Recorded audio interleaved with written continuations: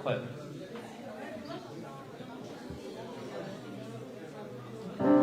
Salut. Ouais, toi aussi. Bon. Il paraît que tu as fait une intervention il y a 2 semaines avec Oui, c'est ça. C'était bien? Oui, bien sûr. Jonathan, je ne t'ai pas oublié. D'accord. Mais vraiment. Mais le temps est passé tellement Non, vite. mais je te crois, il n'y a pas de problème.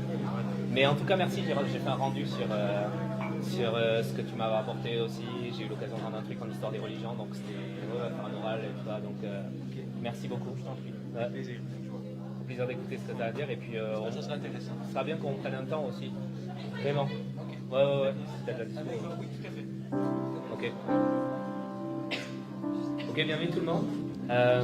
Il est tiré d'un psaume de David et qui en fait lève ses yeux vers l'Éternel et dit Seigneur, mais mon secours il est en toi. Je lève les yeux vers les hauteurs. D'où me viendra le secours? Le secours me vient de l'Éternel. Et si ce soir tu as besoin de lever tes yeux vers l'Éternel pour trouver son secours, ben, je t'invite à le faire et on va le faire ensemble. On a un service simple, on a des chants simples, on veut un temps simple avec Dieu et on veut juste que chacun puisse connecter simplement avec son Créateur ce soir.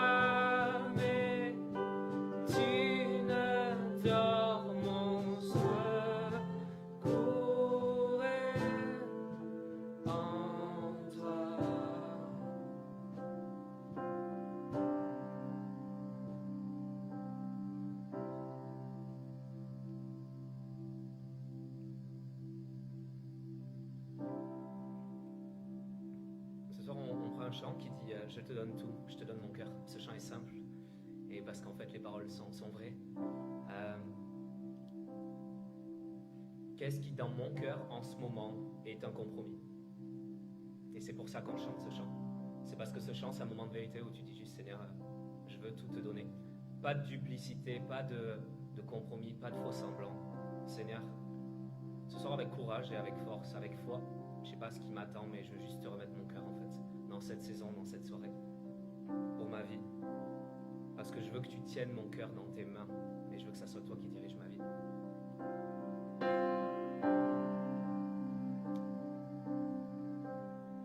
Chantons ensemble. Je te donne mon cœur, il ne m'appartient plus. Ce que j'ai de meilleur, tout est pour toi, Jésus.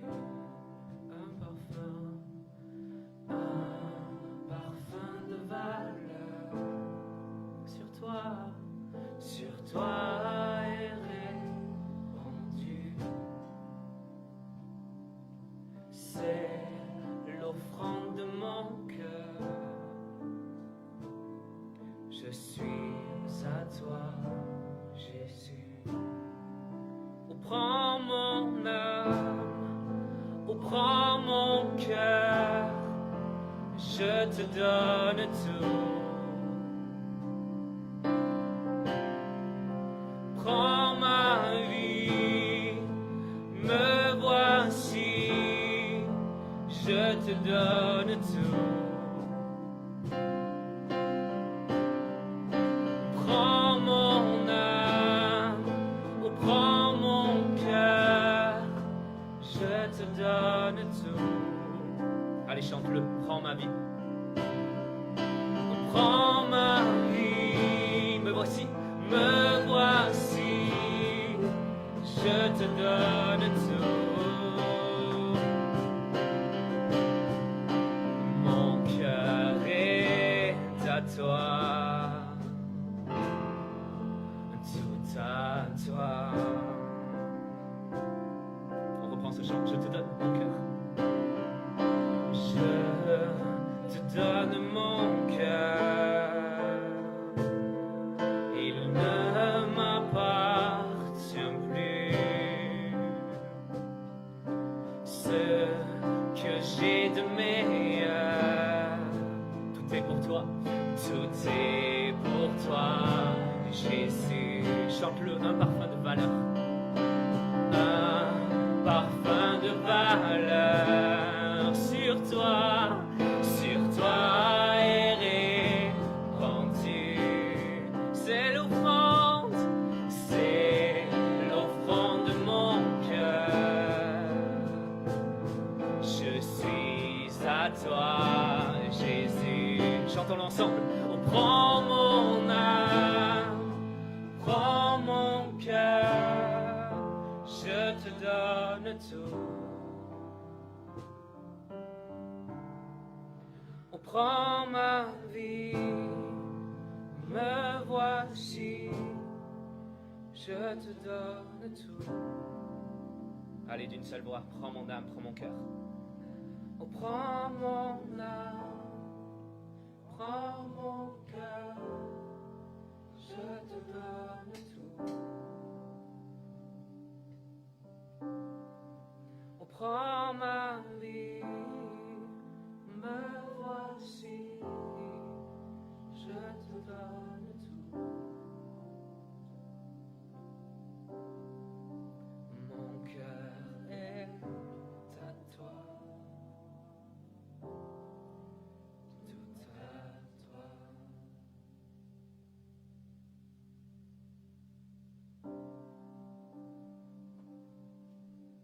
On va prendre un dernier chant ensemble ce soir. Notre Père qui est aux cieux. Pourquoi on prend ce chant? Parce que l'actualité en ce moment est mouvementée et on veut se rappeler que nous, ce soir, en chantant Notre Père, on chante ce symbole de la communauté de foi, communauté chrétienne. Et on va avoir une pensée aussi pour nos frères, nos sœurs, ce conflit, ce qui prend place dans le monde, cette violence par laquelle ça prend place, cette méchanceté.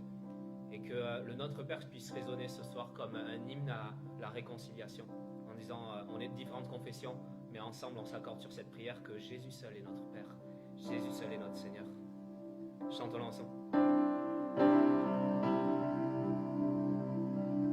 Notre Père qui es aux cieux, que ton nom soit sanctifié, que ton règne vienne, que ta volonté soit faite sur la terre comme au ciel. Donne-nous aujourd'hui notre pain de ce jour. Pardonne-nous nos offenses, comme nous pardonnons aussi à ceux qui nous ont offensés. Ne nous laisse pas entrer en tentation, mais délivre-nous du mal. Car c'est à toi qu'appartiennent le règne, la puissance et la gloire pour les siècles des siècles. Amen. Notre Père qui es aux cieux, chantons-le. Que ton nom soit sanctifié, que ton règne vienne, que ta volonté soit faite sur la terre comme au ciel. Donne-nous aujourd'hui notre pain de ce jour. Pardonne-nous nos offenses, comme nous pardonnons aussi à ceux qui nous ont offensés. Ne nous laisse pas entrer en tentation, mais délivre-nous du mal. Car c'est à toi qu'appartiennent le règne, la puissance et la gloire pour les siècles des siècles. Amen. Car c'est à toi qu'appartiennent le règne, la puissance et la gloire pour les siècles des siècles. Amen. Seigneur, c'est à toi qu'appartiennent le règne, la puissance, la gloire, parce que tu es Seigneur, parce que tu es Sauveur, parce que tu nous as libérés, tu as libéré nos âmes de la mort, et nous t'en sommes reconnaissants. Nous prions pour que ta volonté soit faite dans nos désirs, dans notre quotidien, dans tout ce qui prend place autour de nous, et que tu sois notre seul rocher. Sois béni, Seigneur, sois élevé ce soir. Amen.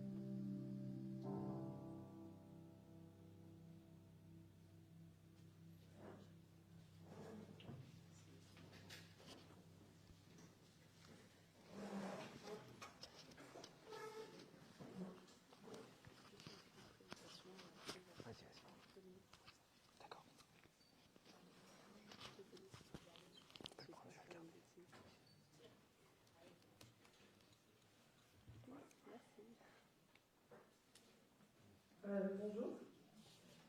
J'en profite pour encore une fois une belle réunion de la bande FM. Je vois qu'il y a beaucoup de nouveaux aujourd'hui, donc je voulais vous dire bienvenue. Et si jamais vous voulez vous présenter, juste dire votre prénom par exemple. Voilà. Voilà. Bon.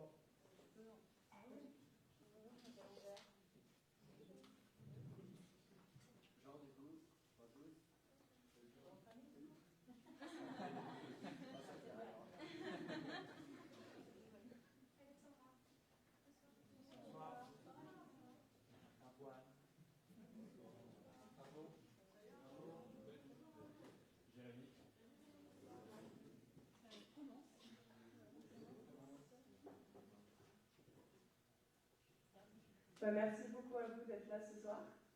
On espère que ça vous plaira. Et si jamais ça vous plaît et que vous voulez avoir un contact, il y a la liste de mails que Dominique a juste là et qu'elle pourra vous passer. Vous pouvez aller la voir et... J'ai déjà fait ma propagande. Ah, c'est bon? Bon, alors parfait. Alors, je vais te passer le micro, comme ça tu vas pouvoir présenter notre conférencier du jour. Oui, merci. Bienvenue à tous. Alors, j'ai l'honneur, le plaisir de présenter Jonathan. Alors, Jonathan, il est frère de la communauté du Chemin Neuf. Est-ce qu'il y en a qui ne connaissent pas la communauté du Chemin Neuf ici? Déjà, quelques-uns? Alors, il pourra en dire plus s'il le veut. Une communauté donc catholique, à vocation œcuménique, et qui regroupe des frères, des sœurs, des familles, des prêtres, bref, une communauté nouvelle qui regroupe tous les états de vie, qui a combien d'années d'existence? 50 ans cette année. 50 ans cette année d'existence. Alors, une belle communauté que je vous encourage à découvrir et qu'on aime beaucoup. Il y a beaucoup d'amis là. Alors, il y en a beaucoup qui vivent ici en fraternité. Alors, Jonathan, il est responsable d'une maison un peu comme la maison Saint-Louis. Alors, il y a une résidence. Dans le jargon, on dit c'est la RID, la résidence Ignace Bourget. La RID, si vous entendez ça, à la RID. Alors voilà, vous allez trouver Jonathan là-bas. Alors, un foyer étudiant. Alors, il nous vient ce soir avec ce beau sujet, réfléchir sur ma foi. Par où commencer? Alors, avoir des nouvelles personnes ce soir, je pense que c'est un sujet qui vient vraiment nous rejoindre profondément. Alors, il y a beaucoup d'enjeux au niveau de ce sujet. Alors, je laisse Jonathan nous introduire. Alors, merci d'être là. Merci. Merci beaucoup, Dominique, pour ce chaleureux accueil. Alors, bonjour à tout le monde. Je suis très content de venir vous rejoindre ce soir pour cette conférence. Alors, je n'ai pas le plaisir d'avoir choisi ce sujet. Ça m'a été proposé cet été. Donc, c'est Dominique, en fait. Je ne sais pas qui, probablement l'équipe qui a choisi ce thème. Mais je pense que c'est effectivement une bonne idée vu le nombre de personnes qu'il y a. Et c'est un travail que j'ai trouvé très intéressant de réfléchir sur ça, réfléchir de comment réfléchir pour vous présenter cette soirée que j'espère vous rejoindra. Je ne vais pas vous faire une espèce d'exposé théorique sur c'est quoi la foi, etc. Et si vous voulez faire ça, vous allez avoir plein d'excellents livres pour ça. Mais ce que je vais essayer de vous donner comme temps ensemble, c'est le goût de creuser encore et de jamais arrêter. Parce que c'est le Seigneur qu'on cherche en réfléchissant, c'est pas d'avoir du nouveau savoir, mais c'est quelqu'un qu'on cherche. Donc, juste pour compléter ce qu'a dit Dominique, alors moi je suis responsable du foyer de la résidence Ignace Bourget, la RIB, depuis 3 ans, donc je suis très content de faire ça.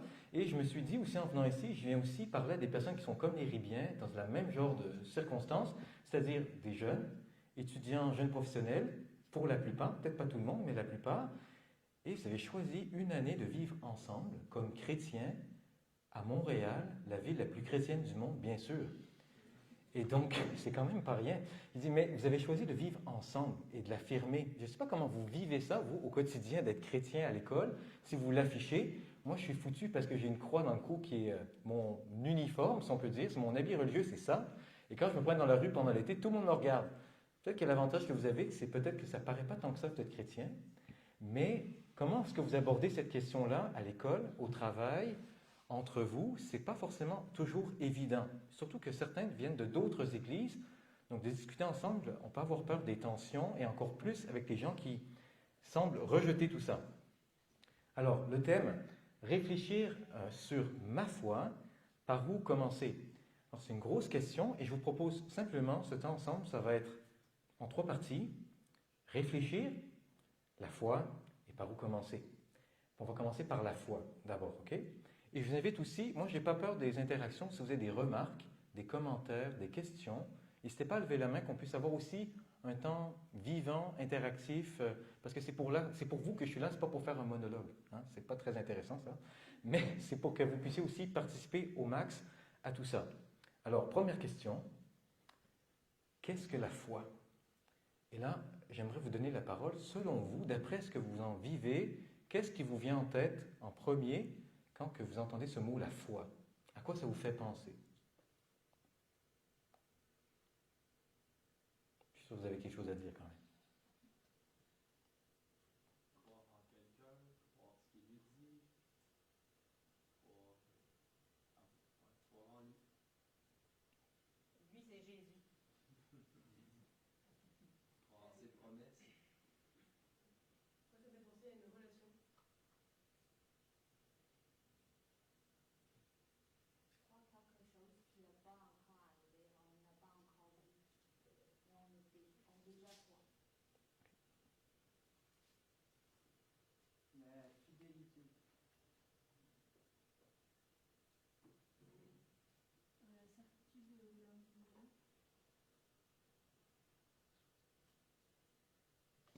Alors, c'est déjà beaucoup de choses, hein. Merci pour vos réponses. Je pense que c'est entre autres tout ça, et c'est encore plus, hein. La foi, c'est un thème très large. Donc, je voudrais vous proposer ça sous cinq éléments dont la plupart ont été nommés parmi vous. Dimension de la foi. D'abord, la question de la croyance, hein, de croire. On a dit ce mot plusieurs fois, croire. Donc, qu'est-ce que c'est, croire? La question de la confiance, la question de l'audace dans la foi, la question de la relation à Dieu dans la foi, la question de la vertu théologale, qu'est-ce que ça vient rajouter à tout ce qu'on a dit avant, et le mode d'être de Dieu. Donc, c'est un peu très technique, mais on va quand même aller là-dessus après. Donc, d'abord, la foi comme croyance. Alors, comme vous savez, vous imaginez, peut-être que certaines personnes parmi vous imaginent que la foi, c'est comme apprendre par cœur le catéchisme. J'espère vous faire changer d'idée ce soir. Alors, ce ne sera pas ça. Mais la foi, c'est quand même croire en quelque chose d'assez précis, la foi chrétienne. J'espère, sinon on pourrait tous croire n'importe quoi et se prétendre chrétien.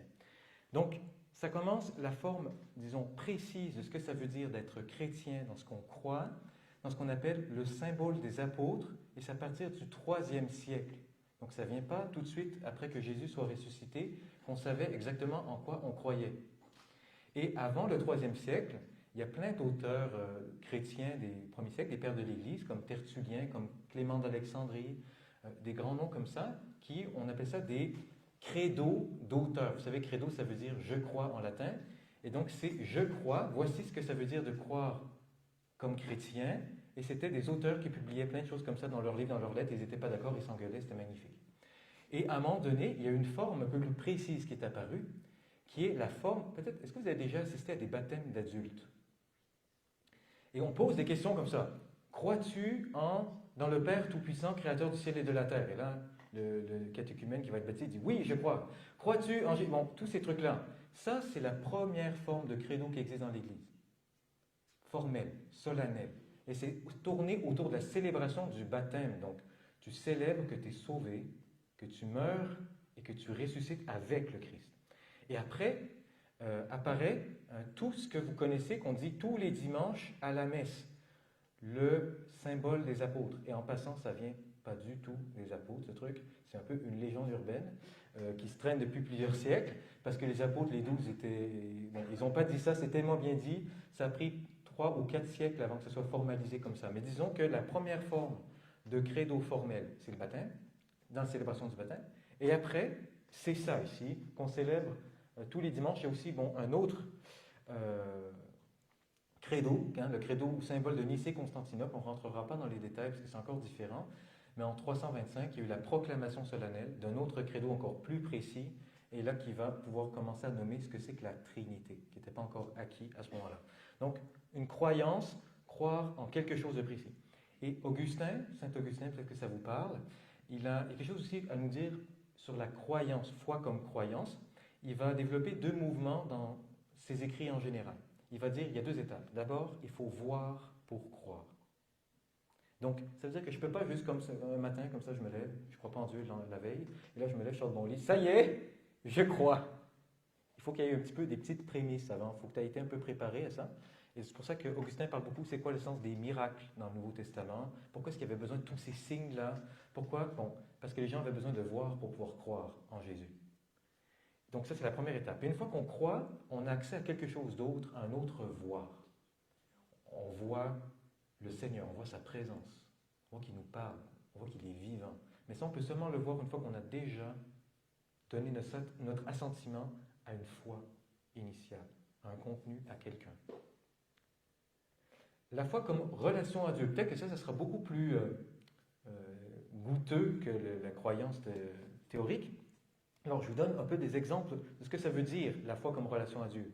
Dans les psaumes, c'est assez évident, je pense dans les 150 psaumes, on pourra le dire, mais par exemple dans le psaume 25-24, « Seigneur, je suis tendu vers toi, mon Dieu, je compte sur toi, ne me déçois pas. » On s'adresse à quelqu'un, là. Je ne m'adresse pas à une entité suprême, cosmique, très loin de moi, qui ne me concerne pas, qui est complètement désintéressé de moi, mais c'est quelqu'un qui me parle, quelqu'un qui est intéressé par ce que je vis. Le Seigneur apostropha Job et dit, Seigneur, et la relation, elle est réelle. Je dis, c'est pas juste salut, je te flatte dans le sens du poil et ça se passe comme ça. C'est une vraie relation avec le Seigneur. Donc il y a parfois des passages plus difficiles et des passages plus faciles, comme quand que Job se fait apostropher par le Seigneur, ou quand que le Seigneur Jésus, il reprend ses disciples, ça arrive souvent ça dans les évangiles d'ailleurs, il les reprend parce qu'ils disent n'importe quoi. Et dans Luc 22, quand que même le modèle de la relation que Jésus a lui-même avec le Père au Jardin des Oliviers, et lui s'éloigna d'eux, s'étant mis à genoux, il priait disant « Père, si tu veux, écartez de moi cette coupe, pourtant que ce ne soit pas ma volonté, mais la tienne qui se réalise. » Et même Jésus, il a une relation réelle, concrète, et il nous la montre avec le Père. Ce n'est pas un truc théorique, encore une fois. La foi comme vertu théologale. Alors, vertu théologale, est-ce qu'il y en a qui peuvent, comme ça, d'emblée, pourraient me donner une définition de la vertu théologale? Oui?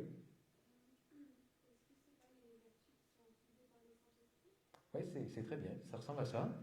Alors, c'est simple, les vertus théologales, c'est les seules vertus qu'on ne peut pas se donner à soi-même. C'est quelque chose qu'on doit recevoir. C'est quelque chose qu'on doit recevoir sans cesse. Et la foi, c'est quelque chose qu'on ne peut pas choisir seul, comme ça, spontanément, d'avoir. C'est quelque chose qu'on reçoit. Et donc, je ne veux pas vous faire un texte avec ça. Je vous montre juste une image. Peut-être vous connaissez ce peintre français, il s'appelle François-Xavier de Boissouzy, un peintre contemporain, encore vivant. Et ça, bien sûr, c'est le baptême, mais même Jésus a reçu l'Esprit. Même Jésus. Donc, il y a quelque chose que nous aussi, on a besoin de recevoir, et la foi est quelque chose qu'on a besoin de recevoir aussi. La foi, l'espérance, la charité, c'est trois choses qu'on a besoin de recevoir sans cesse, qui n'est pas acquis, c'est le Seigneur qui vit en nous, qui l'exprime. Et la dernière dimension, c'est un mode d'être de Dieu. Donc ça, c'est un petit peu plus hétérodoxe dans la tradition, parce que ça vient tardivement, ce genre de terme. C'est plutôt avec Jean de la Croix. Peut-être que certains connaissent Jean de la Croix, 16e siècle, carme, persécuté, un grand mystique, le docteur mystique, en fait, dans l'Église catholique. Et cet homme-là, il disait que la foi, c'est une façon de Dieu d'être vivant en nous.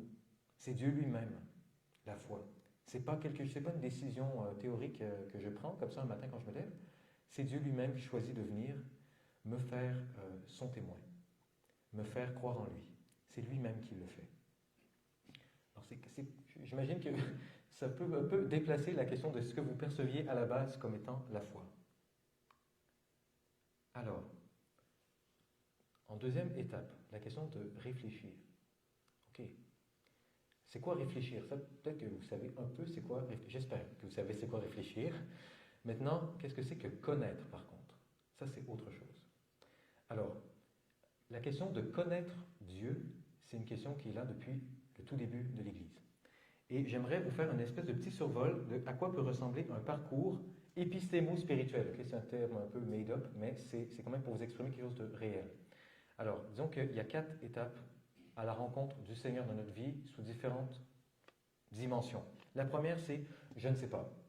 C'est quoi la foi? Je ne sais pas. C'est quoi l'espérance? Je ne sais pas. C'est qui Dieu? Je ne sais pas. Ça commence par ça, normalement. Et après, je sais. Mais je sais, ça ne veut pas dire que je comprends forcément. Pardon, je vais juste remettre là. Je sais, ça ne veut pas dire que je comprends. Donc la prochaine étape, c'est je comprends. Par exemple, il y a des thèmes dans notre vie spirituelle qui vont nous toucher par période. Donc il y a un moment où est-ce que ça va durer 6 mois, 1 an, où il y a un truc dans la Bible précis qui va te toucher. La pauvreté, le visage, le regard de Jésus, la joie, etc., etc. Ce genre de l'humanité de Jésus, le quotidien, des thèmes comme ça spirituels. Ça va durer plusieurs mois. Et ce truc-là, c'est un peu mon fil rouge dans ma prière personnelle avec le Seigneur. Mais ça commence par quoi? Ça veut dire que c'est un truc qui est un petit peu en dehors de mon champ de vision. Et à un moment donné, j'ai conscience, peut-être parce que j'ai lu un truc, je sais que la définition de la foi, c'est ça. Mais est-ce que ça m'amène vraiment quelque chose dans ma vie? Pas forcément. Et il y a un autre moment, ça va flasher, je vais comprendre. Ça va prendre un peu de temps et ça va s'enraciner en moi. Je vais commencer à comprendre le truc. Et la direction que ça va prendre, c'est qu'il faut que j'en vive de ça. C'est pas juste que je comprends théoriquement la chose, mais c'est que je vais la vivre. Alors, je vous ai mis en bas une petite référence, Marie-Dominique Molinier. Alors, Marie-Dominique Molinier, c'est un dominicain, donc c'est un frère prêcheur, un frère dans une communauté religieuse catholique du XXe siècle, qui a écrit pas mal de livres spirituels. C'est un auteur spirituel grosso modo, et il disait qu'il y a il reprend les 3 grandes catégories des étapes spirituelles dans notre vie chrétienne. Grande tradition, la voie purgative, la voie illuminative, la voie unitive.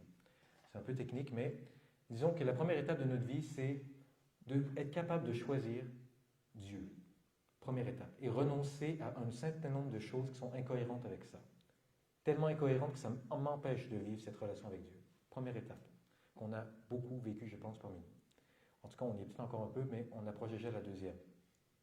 La deuxième, c'est d'être travaillé justement sur des thèmes. Il dit, l'essentiel de notre vie chrétienne, c'est d'avoir des épisodes continus, énumérés comme ça, de thèmes spirituels qui nous travaillent et que je vais travailler pendant ma vie, que ce soit en lisant la Bible, en d'autres choses, ok? Mais c'est un thème qui me travaille, qui va me toucher, qui va creuser en moi et qui va vraiment m'émouvoir. C'est pas juste un truc intellectuel, c'est complet. Et le but de ça, c'est d'être capable d'en vivre de ça. Par exemple, il y en a plusieurs qui étaient là l'année dernière quand je suis allé à QC vous voir pour parler du discernement. Alors, c'est bien de savoir c'est quoi le discernement. C'est bien de comprendre c'est quoi le discernement. Mais si on ne le vit pas, ça ne sert à rien. Alors, moi, personnellement, je partage ça très simplement. La communauté de Chemin Neuf, c'est une communauté ignatienne. Donc, ça a été fondé par un jésuite. C'est-à-dire que le discernement, c'est comme la base. C'est au cœur du truc. Prendre des décisions, chercher et trouver Dieu en toutes choses. C'est un idéal, mais de se mettre en route dans ce truc-là. C'est-à-dire qu'il y a certaines manières de prier pour chercher le Seigneur. Ça m'a pris à peu près 6 ans avant de commencer à me rendre compte qu'il fallait que je le vive. Ça fait 10 ans que je suis dans la communauté. Donc, 6 ans avant que je catche que ce n'était pas les autres qui devaient prendre des décisions éclairées pour moi, c'était moi qui devais prendre des décisions. C'est un peu long, hein, je suis un peu lent. Mais il y a un moment où tu ne sais pas, il y a un moment, je sais que le discernement c'est important, mais je ne comprends pas encore. À un moment donné, ça va flasher. Le Seigneur va venir me chercher, il va venir me travailler là-dessus, puis il va faire comme, oh mon Dieu, il y a des décisions que je dois prendre dans ma vie qui sont importantes par rapport à ça, pour le discernement. Et à un moment donné, tranquillement, en vivant l'examen de conscience, qu'on appelle, en vivant d'une certaine façon, faire des relectures spirituelles, je vais commencer à le vivre concrètement. Et ça prend du temps à mettre en place. Prier tous les jours, est-ce que vous faites ça? Ça prend du temps à mettre en place. C'est normal. Et donc, mais le but, quand même, la direction de cette évolution épistémo-spirituelle, c'est d'en vivre. Alors, j'ai une petite image un peu hors saison pour vous. Un peu complètement hors saison même, un sapin Noël. Alors, en fait, on est tous des sapins de Noël, grosso modo, selon cette conception-là. Ça veut dire qu'on est tous un sapin, grosso modo, avec une guirlande autour de nous. Et chaque thème, c'est une ampoule éteinte. Donc, on est juste un sapin éteint. On est branché dans le mur si on est encore en relation avec le Seigneur. Mais le Seigneur, par thème, va venir allumer l'ampoule tranquillement, pour qu'elle dure. Et au fur et à mesure de notre vie, quand on va avancer et accumuler des choses qu'on a réussi à implanter dans notre vie, on va commencer à être de plus en plus lumineux. Le Seigneur, il dit, soyez lumière du monde. Ça ne veut pas dire crier sur les toits que j'existe, mais c'est soyez témoins, vivez de ce que je vous donne à manger, vivez de ce que je vous apprends, vivez de ce que vous vivez avec moi. Pas juste de savoir des choses, mais de les vivre avec moi. Alors, la question de la connaissance de Dieu, comme je l'ai dit, c'est très ancien. Et il y a un auteur en particulier qui l'a beaucoup travaillé de manière très satisfaisante intellectuellement, et c'est Thomas d'Aquin. Dominicain encore, il y a beaucoup de dominicains dans cette histoire, je ne suis pas dominicain, mais beaucoup de dominicains, et notamment dans la première partie de sa somme théologique immense, là, la question 12, sur la question de la connaissance de Dieu. Et ce qu'il dit, grosso modo, si je paraphrase, parce que c'est un peu long à expliquer, mais lorsque nous apprenons quelque chose, notre âme, qui est la forme du corps, je vais revenir là-dessus, s'informe, c'est-à-dire qu'elle se dilate pour incorporer cette connaissance, qui n'est pas seulement un contenu dans l'âme, mais un élargissement de notre âme même. Ça veut dire que pour lui, là, comme pour Aristote, parce que c'est très aristotélicien son machin, c'est qu'on est un âme et un corps ensemble. L'âme, en fait, c'est un autre mot pour dire l'être humain. Et le corps fait partie de cet être humain. Et lorsqu'on apprend quelque chose, c'est notre âme qui se dilate. Ce n'est pas une nouvelle connaissance qui vient se ranger dans un beau petit tiroir bien rangé dans notre tête, mais c'est notre âme elle-même, c'est notre être, c'est nous-mêmes qui nous élargissons, c'est nous-mêmes qui sommes transformés par cette connaissance. Et quand on apprend à connaître le Seigneur davantage, on s'élargit, on s'épanouit, on se dilate. C'est notre être même qui se dilate. Ce n'est pas un truc dans la tête qui s'ajoute. Ça, c'est très important de le comprendre. Je trouve que c'est beaucoup plus intéressant que d'accumuler des connaissances. Donc, connaître Dieu, c'est s'élargir aux dimensions de Dieu. Il n'y a pas de limite. Il n'y a pas de limite à ça. Alors, Kierkegaard, je sais qu'il y en a qui ont un petit peu lu Kierkegaard, moi c'est un auteur que j'aime tout particulièrement, qui crée un peu désespoir sans arrêt, mais il a un peu raison. Il dit, puis il était chrétien, pour ceux qui ne le savaient pas, il était luthérien, et car du point de vue chrétien, celui-là seul fait vraiment preuve de bon sens, dont la connaissance se transforme en action. Et il en devait être ainsi. La connaissance doit devenir immédiatement action, immédiatement. Et on parle souvent d'un terme un peu vieillot, désuet, pas sexy, là, l'ascèse. il y a des mots comme ça, sacrifice, ascèse, des mots super. L'ascèse, c'est je vais dire un gros truc là, c'est une théologie pratique du désir. Ça veut dire que je vais orienter ma vie en fonction de mon désir le plus profond qui est le désir de Dieu. Mais ça va m'obliger à mettre en place des choses dans ma vie, à prendre des décisions radicales, à vivre de ce que le Seigneur me dit. Et je sais qu'il me le dit, il me le redit, il me le redit, il me le redit, il me le redit, tous les jours. Puis moi, je continue d'aller voir, Seigneur, prends pitié, Seigneur, Seigneur, tout le temps. Mais lui, il veut m'amener ailleurs, il veut me transformer. Alors là, on va arriver à un mot un peu vraiment, le chef, le patron, le roi des mots les plus sexy. Dogme. Ça, c'est vraiment... Voilà. Et là, j'aimerais vous donner la parole. Selon vous, qu'est-ce que c'est qu'un dogme? Vous avez le droit de dire vraiment ce que vous pensez. Hein. C'est l'exercice, là. Parce que vous avez la première chose qui vous monte en tête quand vous entendez, vas-y, Jimmy. Un fondement. Un fondement. Oui. Une vérité reconnue. Une façon de penser. Vous avez le droit de dire les vrais trucs que vous portez, là, les trucs pas beaux, là. Vous avez le droit de le dire. Pour moi, ça a été établi, c'est pas la même chose que le credo, ça a été établi après pour certaines vérités, certains principes ou certaines visions, pour l'appuyer sur le temps. Marie.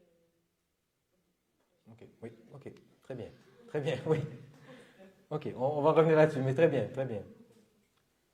Encore une personne, peut-être un point de vue, oui?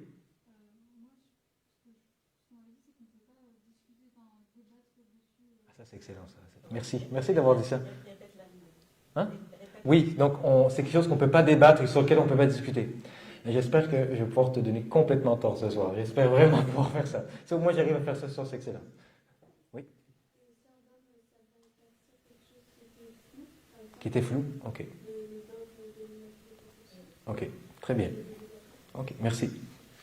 Alors, c'est ça. Le dogme, c'est une grosse question. Hein. Alors, comment on peut prendre ça? Il y aurait beaucoup de manières d'en parler. Alors, l'Église, comme on en a parlé tout à l'heure, il y a le credo, une proclamation solennelle de ce que l'Église croit. Et à certains moments dans l'Église, on doit mettre en évidence certaines choses pour continuer de penser les choses en profondeur. Et souvent, c'est des expressions très denses, des choses qu'on ne comprend pas ça tout de suite. Si je vous dis que Dieu est Trinité, là, et qu'on ne peut pas discuter dessus, franchement, ça ne veut rien dire. Et je vous ai dit, hein, le mouvement spirituel, c'est je ne sais pas, je sais, je comprends, j'en vis. C'est pareil avec les dogmes. Donc c'est non seulement je dois le savoir, je dois le comprendre, et je dois en vivre. C'est que la Trinité, ce n'est pas quelque chose de théorique loin de moi, c'est comment Dieu veut rentrer en relation avec moi. Et là, je vais provoquer un peu les protestants, là. Jimmy. Est-ce qu'il y a des dogmes dans ton église, tu penses? Oui. Ah merde, je pensais qu'il allait dire non. J'espérais qu'il allait dire non. En fait, dans toutes les églises, même si on ne le proclame pas sous ce terme-là, vous savez, il y a le Conseil écuménique des églises à Genève qui regroupe les 350 églises chrétiennes, sauf il en manque une, c'est l'église catholique. Parce que c'est un regroupement d'églises qui vont prendre des résolutions ensemble, un discours théologique pour travailler sur l'unité des chrétiens. Et c'est représenté en fonction du nombre de chrétiens qui appartiennent à chaque église. Ça représente 500 millions de chrétiens. Il n'y a pas l'église catholique parce que ça représenterait la moitié du total. Ce serait beaucoup trop. Donc ça empêcherait les autres églises de s'exprimer. Donc l'église catholique est consultée, est toujours présente, mais elle n'a pas le droit de vote. Et il y a une condition pour faire partie du Conseil écuménique des églises. Et c'est de croire en la Trinité. Et la Trinité, c'est quelque chose qui a été proclamé au VIe siècle. C'est pas du tout dans la Bible, explicitement. C'est pas dans les premiers siècles non plus. Ça prend du temps avant d'arriver. C'est là dans la Bible, ok? Mais c'est pas appelé la Trinité encore. C'est pas encore clair.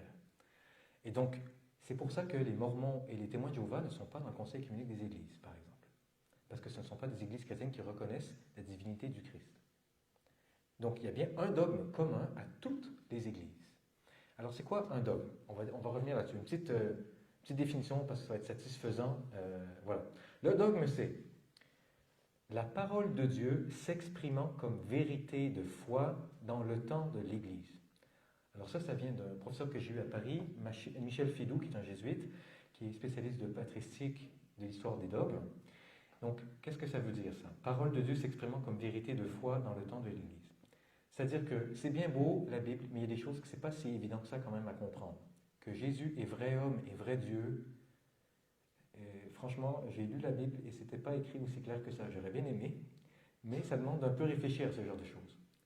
Donc c'est la parole de Dieu, bien sûr, c'est toujours fondé bibliquement. Ça s'exprime comme une vérité de la foi, de notre relation d'Église à Dieu, de ce qu'on croit ensemble, de beaucoup de choses comme ça, une vérité de foi dans le temps. C'est-à-dire qu'on a besoin d'actualiser les choses. Il y aura des formulations solennelles du dogme de l'Immaculée Conception. Ce que ça veut dire, ce n'est pas « vous devez croire sans réfléchir que », mais ça veut dire « vous devez réfléchir là-dessus ». C'est pas pareil. C'est comme chrétien, ça devrait vous rapprocher de Dieu que de méditer ces dogmes. La divinité de Jésus, la Trinité, etc., etc. Il y en a un certain nombre. Hein. Mais ces choses-là, ce sont des moyens de continuer à creuser notre foi parce que c'est la manière que le Christ s'est communiqué à nous dans les évangiles, dans les Écritures en général, dans la tradition, et c'est explicité par les dogmes. Mais le dogme, c'est pas un bon matin, il y a un pape, encore une fois, qui sort du lit, comme ça, il dit « ça y est, c'est bon, je vais l'écrire sur papier, c'est officiel pour toute l'Église ». Mais ça prend des millénaires. Millénaires. Les gens se sont tués, souvent, avant d'écrire des déclarations solennelles. C'était un peu intense, là. Nous, on voit notre petite discussion comme ça, entre nous, ce soir, ça dure 45 minutes, 1 heure. Mais vous imaginez, 2000 ans, là, il s'en est passé des trucs.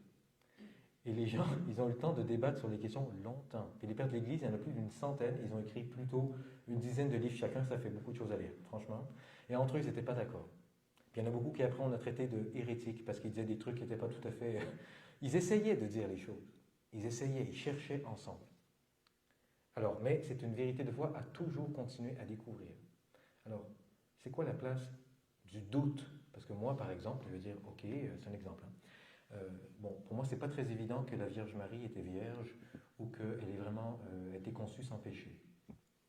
Je dis, pour moi, c'est pas évident. Très bien. Parce que si c'était évident, je serais absolument choqué de ça. Parce que c'est pas si évident que ça si on n'aurait pas besoin de le proclamer en dogme. C'est pour ça qu'on le proclame en dogme, en fait. Donc le doute. Alors j'aimerais faire une différence entre le doute et l'incrédulité. Il y en a plein de gens que j'ai entendu me dire « Oh Jonathan, le doute c'est un péché. » Je dis « Ah ouais ?» Je dis « Ben là je suis un très grand pécheur. Moi. Parce que je fais que ça le doute. Je fais que ça douter. » Mais douter c'est simplement admettre la première étape du parcours de connaissance de Dieu, c'est-à-dire « Je ne sais pas. Je ne sais pas. » C'est pas l'incrédulité, c'est pas refuser de croire, mais c'est d'admettre que je ne sais pas. Je suis en route, je veux savoir, mais je ne sais pas. Donc c'est plutôt une démarche d'humilité. Donc j'aimerais faire une différence ici formelle. Hein. Le doute est signe d'une bonne santé spirituelle et intellectuelle. S'il est moteur pour la recherche de la vérité, si le but c'est de chercher la vérité avec un grand V même, j'aurais dû mettre Jésus, alors c'est un bon signe. L'incrédulité par contre, ce scepticisme permanent est plutôt un cancer. C'est que si tu te mets à la suite du Christ, ok, et que tu cherches vraiment, et que tu as beaucoup d'indices, on disait voir pour croire, hein, tu as vu des trucs de malade, mais tu n'arrives pas à dire, ok Seigneur, à un moment donné, c'est bon, je me jette à l'eau, il y a un truc qui se passe, là, je veux reconnaître que tu es Seigneur. Bon, si tu résistes tellement à ça, juste parce que tu as envie de résister à ça, parce que tu refuses de croire en quoi que ce soit, il y a un petit problème, c'est le scepticisme, c'est l'incrédulité. Et là, vous connaissez bien, dans cette nature de Caravage, hein, de Thomas, qui dit tout le monde a vu le Seigneur sauf lui, non, moi je vais pas y croire tant que j'ai pas touché ses plaies, j'ai pas mis ma main dans son côté, et puis là Jésus il arrive puis il dit bon c'est bon, on t'arrête. Voilà, mais le Seigneur il nous respecte même dans notre incrédulité, mais sur ce chemin de rencontre du Seigneur, de vouloir approfondir notre foi, on est vraiment invité aussi à se remettre en question, de se convertir sans arrêt, de toujours élargir notre âme, de toujours continuer de se dilater, de ne pas prendre pour acquis qu'on sait tout. Hein, c'est comme, chaque fois que je vois le penseur de Rodin, je me dis, franchement, c'est incroyable ce type qui a fait cette sculpture. On dirait qu'il fait un effort de se pencher comme ça, de se braquer, mais c'est ça, le doute, c'est aussi de faire l'effort de se remettre en question. Ce serait tellement plus confortable si on apprenait tous par cœur le catéchisme et dit, ça y est, c'est bon, je suis un vrai chrétien, je connais le catéchisme par cœur, je suis certain de toutes mes affaires. Vous allez me sortir une question, je ne vais pas vous répondre du tac au tac, c'est bon. Je ne vais rien comprendre, mais je vais tout savoir. C'est dangereux un truc comme ça. Hein? Ça fait du fondamentalisme, après ça on peut endoctriner n'importe qui à ça. Si tu ne comprends pas, c'est pas une relation avec quelqu'un, ton truc, mais une relation à un contenu, c'est très dangereux, c'est très tentant, c'est très rassurant, parce que tu n'as pas de doute, c'est confortable de ne pas avoir de doute. Mais ce n'est pas la vraie vie, ça. Tous les disciples ont douté, hein. Ils se sont tous enfermés dans le cénacle, ils capotaient bien raide, comme on dit. Ils ne savaient pas du tout ce qui était en train de se passer. C'est des femmes un peu folles, d'anciennes prostituées qui arrivent. « Salut, le Seigneur est revenu, je l'ai vu. » Ok, calme down. Mais c'est comme ça que ça a commencé quand même. Donc, ayons pas peur aussi de se remettre en question, de que le Seigneur puisse venir nous chercher. Alors, juste une autre chose qui est très importante, c'est un chrétien seul est un chrétien en danger. Donc, vous savez, les dogmes, je pense dans le petit discours qu'il y avait, les petites lignes sur l'intervention ce soir, j'avais écrit un truc du genre est-ce que je suis obligé de bouffer tout en bloc ce que l'Église me dit? Il commence un petit morceau à la fois quand même. C'est mieux. Pas de devoir, tu ne dois pas croire en tous les dogmes, mais si tu es chrétien, tu devrais y penser quand même. C'est des lieux de réflexion fondamentaux de ta foi, quoi. Tu ne crois pas en Marie, tu es chrétien. Tu ne crois pas que Marie a un statut particulier comme catholique, là? OK. Si tu es capable de le penser vraiment, de le réfléchir, puis de trouver un sens pour toi, pour ta vie, et que ça ne t'éloigne pas du Seigneur, why not? Mais si c'est un moyen pour t'approcher du Seigneur que tu refuses juste par entêtement, c'est stupide. Je dis, on est tous invités à réfléchir, parce que si on ne réfléchit pas, quelqu'un d'autre va réfléchir à notre place. Et ça, c'est aussi un autre danger. Surtout dans une période aujourd'hui de fake news abondants, là, on n'est pas des détecteurs de mensonges ambulants, on ne sait pas tout. Mais si on ne se met pas à réfléchir par nous-mêmes, pas à chercher la vérité, ben, d'autres vont le faire pour nous. Et ça, c'est important de se mettre en route. Et comme chrétien, on est dans un corps, on a des gens qui se consacrent à l'étude, à l'enseignement, à la prédication. Ils sont là aussi pour nous aider. Pas pour penser à notre place, mais pour nous aider à se repérer. Alors, j'aimerais juste vous donner un petit mot personnel sur une question que j'ai vécue il y a quelques années qui m'a vraiment ébranlé. En fait, deux choses. La première conférence que j'ai eue quand je suis allé étudier chez les Jésuites à Paris, une conférence sur la Bible, par un jésuite un petit peu réactionnaire, je pense, qui est un excellent bibliste, mais qui voulait un peu nous rentrer dedans. Et la première chose qu'il nous dit, il dit, l'Exode, ça ne s'est pas passé comme vous pensez. Moïse n'a jamais existé. Point final. Donc moi, j'étais là, j'écoutais. Je disais, ah, c'est ça, les études de théologie, c'est vraiment sympa. Hein? Je disais, franchement, j'ai plus envie d'être là. Donc ça m'a un peu choqué, j'étais un peu brassé comme ça. Mais j'ai quand même lu derrière, j'ai pu récupérer parce que j'étais dans un contexte, etc. Mais plusieurs années après, donc moi j'ai une formation de philosophie à la base, et donc j'ai lu, en fait j'ai vécu à l'hôpital un certain nombre, donc j'ai été hospitalisé, j'ai des problèmes de santé, etc. Bon voilà, la vie quoi. Et j'ai vécu des expériences dans ces séjours à l'hôpital qui étaient fondamentales pour ma vie. Et une rencontre personnelle du Seigneur, j'en avais déjà vécu avant, mais là, c'est des expériences que j'aurais jamais pensé pouvoir vivre sur Terre. Et quand je suis sorti de l'hôpital, j'ai commencé à étudier de manière un petit peu obsessive la mystique. Et j'ai commencé à lire Plotin. Donc c'est un philosophe néo-platonicien, 4e siècle, voilà. Et il raconte dans les Énéades, son grand traité, ses expériences mystiques, justement. Et il était anti-chrétien, il était païen, il refusait l'Église, il persécutait les chrétiens même, et il parle de Dieu comme un père. Et il dit que l'amour de Dieu qu'il vit est tellement fort qu'il se sent sauvé. Donc moi, je lisais ça, je m'identifiais beaucoup à ce qu'il expliquait comme expérience. Moi, je sentais que j'avais vécu la même chose que lui. Et là, j'étais complètement choqué. Je me dis, mais à quoi ça sert de croire en Jésus alors? Qu'est-ce que ça veut dire? Donc, j'ai vécu une espèce de crise existentielle hyper intense. J'ai tout remis en question, je n'arrivais même plus à prier tellement que j'étais dans le doute profond. Je ne savais pas. Et je criais au Seigneur, je dis, mais Seigneur, viens m'aider. Je dis, je ne comprends pas. Je dis, comment c'est possible un truc comme ça? Le Seigneur m'a dit un truc très important pour moi. Il m'a dit, tu sais, le Verbe était de toute éternité avant que Jésus naisse. Et il intervient dans le monde comme il veut. Au-delà de tout ce que toi tu peux penser, mes pensées ne sont pas vos pensées, dit le Seigneur. Tu n'as pas à tout comprendre, suis-moi. Là, je me suis un petit peu élargi, là. Je me suis un peu converti à ce que ça voulait dire être chrétien pour moi et suivre le Seigneur aujourd'hui. Il dit, moi, je suis venu te rencontrer comme ça, d'autres me rencontreront de d'autres façons, ça ne t'appartient pas. Fais-moi confiance, suis-moi.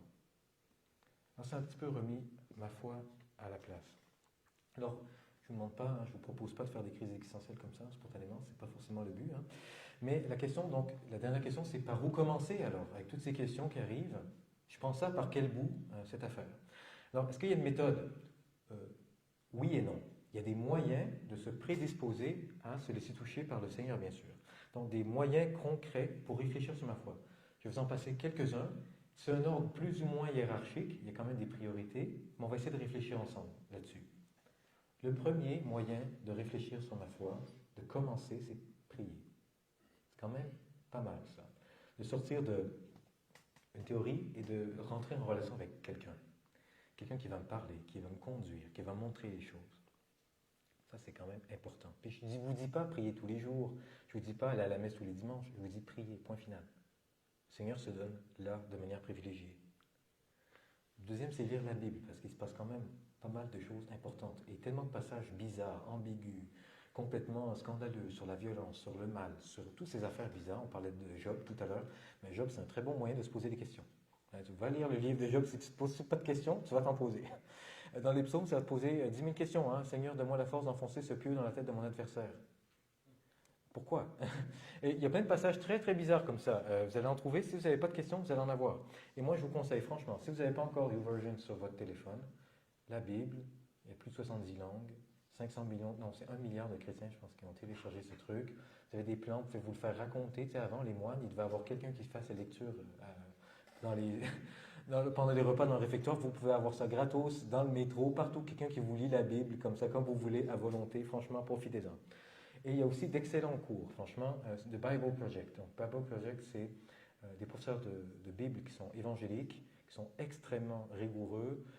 Tout est gratuit. En ligne, vous avez des petites conférences de quelques minutes où vous avez des cours complets de 45 heures. Tout est gratuit en ligne, c'est hyper bien fait. Franchement, allez-y. Un autre moyen de vous poser des questions hautement recommandé, c'est pas de lire le devoir, mais c'est de lire le journal. OK?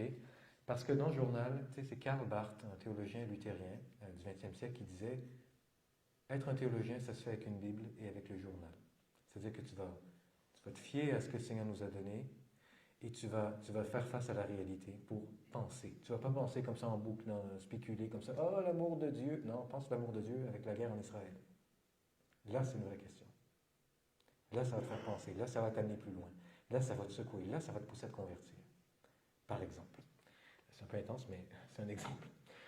Discuter, débattre, partager avec les autres. Vous n'êtes pas obligé de rester dans votre chambre tout seul en train de découvrir les vérités essentielles de la Trinité. Vous pouvez vivre ça avec les autres.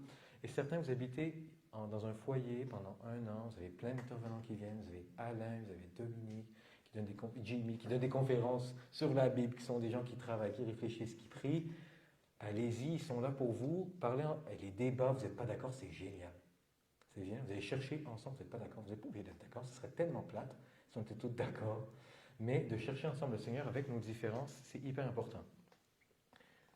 Un dernier point aussi, les livres. Alors, il y en a qui n'aiment peut-être pas lire, peut-être vous avez trop de lectures à l'université, mais il y en a des livres chrétiens, c'est probablement les livres chrétiens qu'il y a le plus sur la terre. Okay?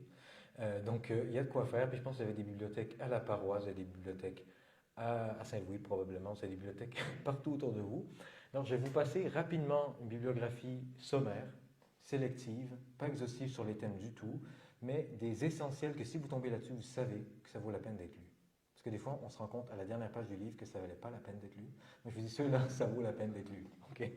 Je n'ai pas mis des romans de Dostoïevski, Tolstoï, mais c'est d'ailleurs des choses très intéressantes que vous pouvez lire, qui vont poser beaucoup, beaucoup de questions. Alors, je vous ai mis d'ailleurs des livres qui viennent de plusieurs traditions, ce n'est pas des auteurs que des catholiques là-dedans. Vous avez 2 livres de Bernard Sesboué. Bernard Sesboué, théologien majeur français, jésuite, qui travaille la dogmatique, le domaine le plus sexy, l'histoire des dogmes, la systématique, comment est-ce qu'on fait pour penser Dieu aujourd'hui. Et il a écrit 2 livres majeurs, Jésus, voici l'homme, sur l'humanité de Jésus, qu'est-ce que ça veut dire pour nous, pas qu'est-ce que ça veut dire en soi, mais qu'est-ce que ça veut dire pour nous, chrétiens, et croire, donc là c'est le credo, c'est plus systématique, mais ça vaut la peine d'être lu, c'est vraiment très intéressant. Je vous ai parlé tout à l'heure des dogmes. Michel Fédoux, il écrit un tout petit livre d'une 100aine de pages sur les dogmes. Donc si vous avez envie de creuser cette question-là, un petit livre, il y en a qui connaissent peut-être la collection Que sais-je, c'est quelque chose un peu comme ça, mais en théologie, que penser de les dogmes. Et vous avez aussi un autre grand prédicateur, Raniero Cantalamessa, qui est celui qui prêche au pape. Et c'est le 3e pape auquel il prêche, le mec, il sait de quoi il parle, c'est le pape qui l'écoute, ça vaut la peine d'être écouté probablement.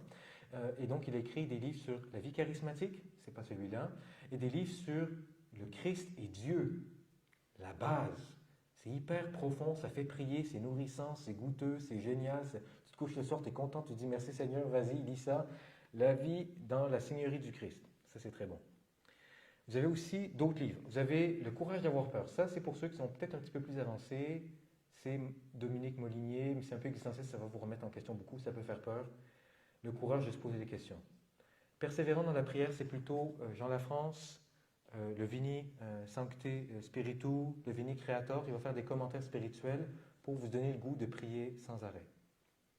C.S. Lewis, Narnia, vous connaissez ça?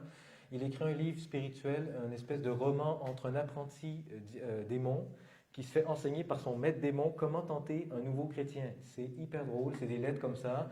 Tactique du diable, c'est génial, lisez ça, c'est excellent. Et après ça, tu te rends compte qu'on se fait avoir pour des conneries, franchement, au quotidien, des pièges à la con. C'est génial, c'est très bien fait. Dietrich Bonhoeffer, il y en a qui habitent ensemble dans une vie communautaire, vous apprenez que vous vous tapez tous sur les nerfs, gloire à toi Seigneur. Dietrich Bonhoeffer a écrit un livre sur la vie communautaire. C'est un pasteur luthérien qui est mort pendant la Deuxième Guerre mondiale, un martyr, un homme très intéressant, très intelligent. Lisez ça, c'est hyper profond, hyper touchant, ça donne envie de vivre ensemble. Un beau film aussi sur la vie de Dietrich Bonhoeffer, romancé. C'est le, comment ça s'appelle, Bonhoeffer? Pour une soirée vidéo. Vous allez faire ça, non? Sur Netflix, mais ça se trouve en... C'est gratuit. C'est très bien. Bonhoeffer, c'est vraiment un homme très, très inspirant. Vous avez d'autres grands classiques spirituels, par exemple Rick Warren, Une vie motivée par l'essentiel. Si vous êtes des nouveaux chrétiens, vous n'avez jamais lu un livre de théologie, pose-toi pas 10 000 questions, lis Rick Warren. C'est un évangélique, mais c'est un livre d'initiation à la vie spirituelle, à la théologie, très intéressant, les essentiels, très profond. Jean-Guy Saint-Arnaud, vous allez recevoir Gabriel Côté, un jésuite plus tard dans l'année, il vient souvent à la bande FM.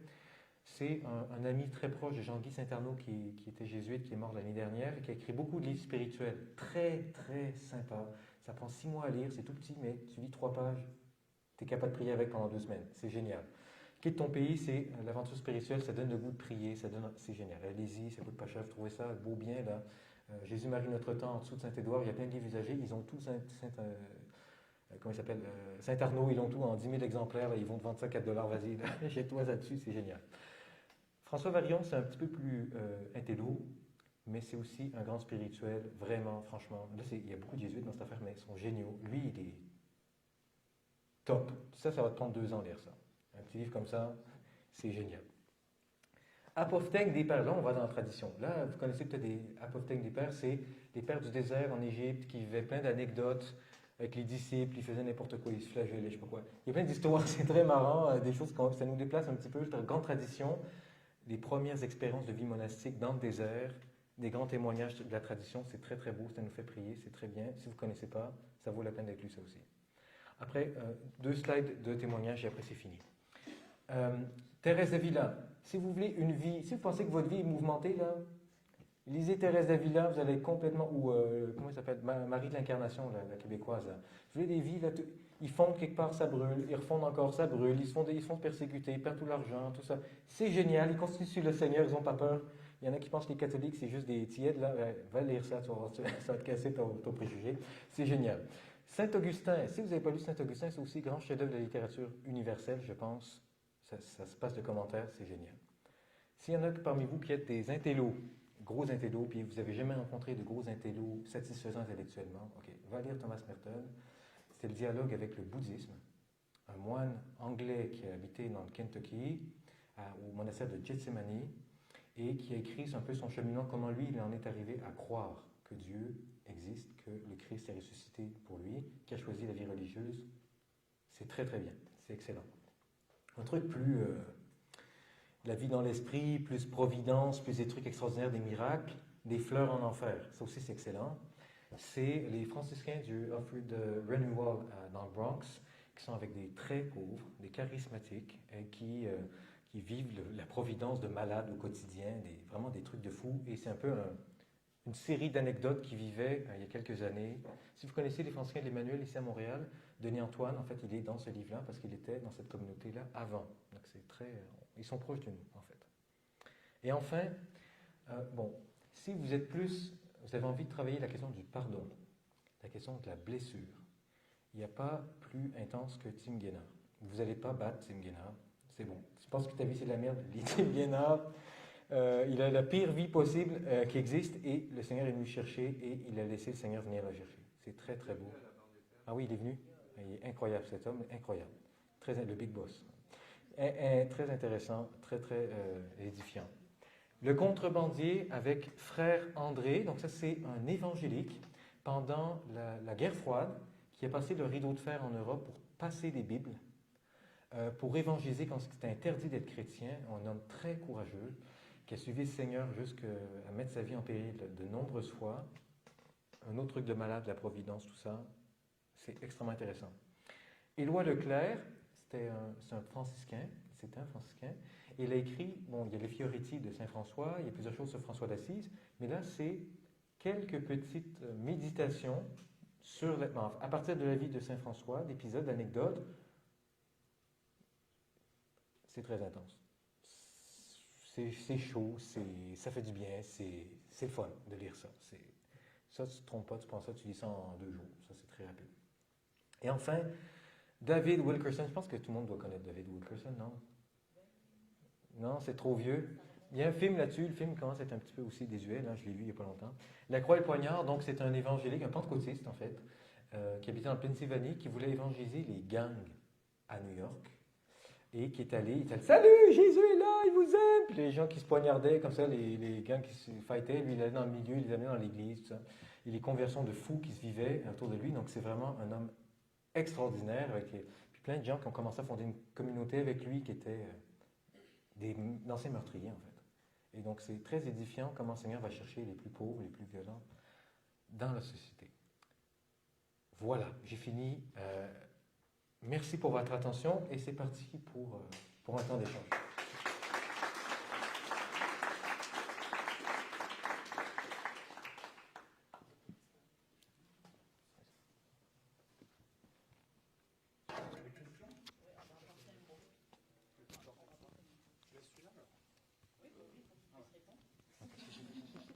Je peux répondre sans micro, hein, mais...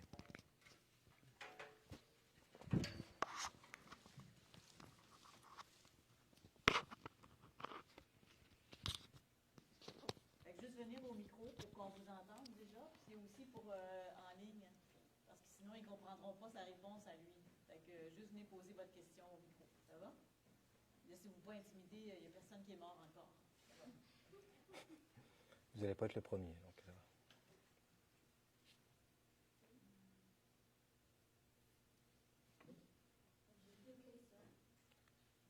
Pour Kevin, oui. Ici. Venez ici. Pour faire un pèlerinage. J'ai 2 questions. Première question, c'est que, c'est quoi le nom de le film, le movie? Quel film? Parce que Bonne affaire, il y a un ouais. film, C'est le film de Bonne Affaire, non? Sur Dietrich Bonhoeffer, c'est le titre. Parce que je cherche des bons films catholiques. Ok. La deuxième question, c'est que, parce qu'il y a il y en a, je ne sais pas, je sais, et puis je comprends, puis j'en vis. Oui. Mon grande difficulté, c'est entre j'en vis et puis je comprends. Entre je comprends et j'en vis, j'entends, il y a des gens qui m'ont dit qu'il y a un processus descendre de la tête du cœur. Puis cette partie, j'aimerais savoir votre propre chemin. C'est tout. C'est ça mon 2 questions. Merci. Ouais, c'est ça. Le chemin le plus long qu'on a à parcourir, c'est entre la tête et le cœur, hein, c'est clair. Il n'y a pas beaucoup de centimètres entre les deux, mais oui. Alors, pour répondre à la question, je dirais, si c'était acquis, on n'aurait pas besoin d'en parler. C'est très écho, hein, mais... OK, d'accord. Alors, c'est ça. Donc, si c'était si simple, on n'aurait pas besoin d'en parler de base, mais c'est un chemin de toute une vie, hein, c'est un pèlerinage, cette affaire. Cette affaire de vivre de ce qu'on a découvert. C'est comme quand je vous dis, hein, la guirlande là, de Noël, là, avec les lumières que le Seigneur il allume une à la fois. Ça prend du temps, ça prend une vie, cette affaire. On va être mort, on n'aura pas fini encore. Et au ciel, on aura peut-être encore allumé des lumières, on ne sait pas. Hein. Mais le Seigneur, c'est ça. Il vient, sinon on n'aurait pas besoin du Seigneur. C'est bon, Seigneur, j'ai envie déjà. Tu peux t'en aller. On a besoin de lui pour le vivre, donc c'est un chemin du quotidien. On va retomber, on va retourner dans nos mauvaises habitudes, on va revenir, on va cheminer, Mais déjà, quand on comprend vraiment un truc nous a travaillé, on est déjà sur le bon chemin. On sait qu'on s'en va vers de vivre de tout ça, vivre de la joie du Seigneur, vivre de son regard, sous son regard, vivre la miséricorde. Pas passer à la machine à laver, mais vivre de sa miséricorde tous les jours, par exemple. C'est pas si simple. Hein?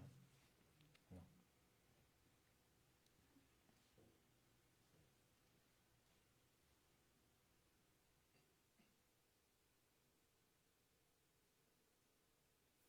Peut-être trop clair.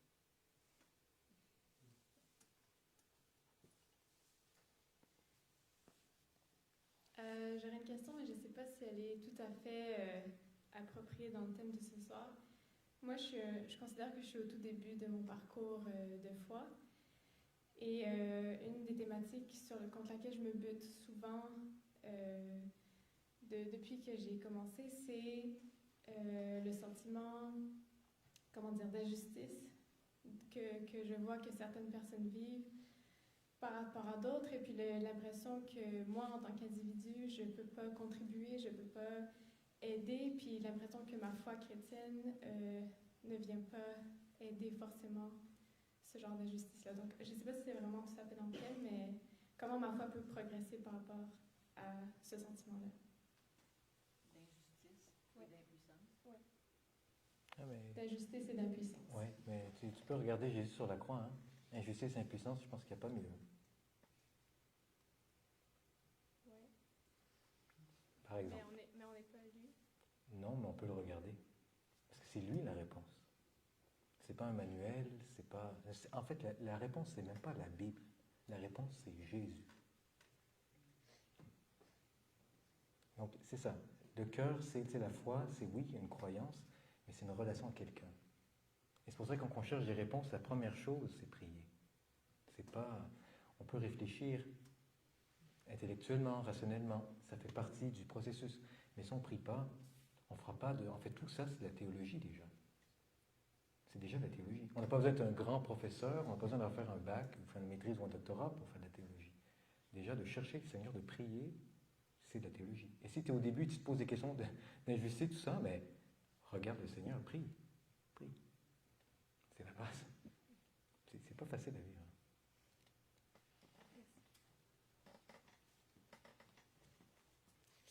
Moi j'ai une question. Ce serait dans les différentes étapes, vous avez dit je ne sais pas, je sais, je comprends, je vis. Comment est-ce qu'on sait où est-ce qu'on en est? Parce que je pense on peut se dire j'ai la foi ou je l'ai pas, mais c'est aussi compliqué de savoir vraiment où est-ce qu'on en est. Et moi je pense que j'ai du mal dans tout ça, dans tout ce que vous dites. Je pense que c'est vraiment l'aspect avec lequel j'ai le plus de mal.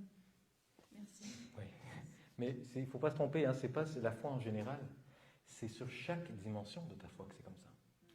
Donc, tu peux complètement être à fond dans la joie, dans vivre la paix, d'être touché par l'injustice, d'être touché par le discernement, par la pauvreté, par le regard du Christ, par la miséricorde. Puis, le thème de la souffrance, c'est complètement en dehors de ton point de vue.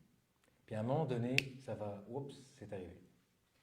C'est toute notre vie qu'on va continuer une ampoule à la fois.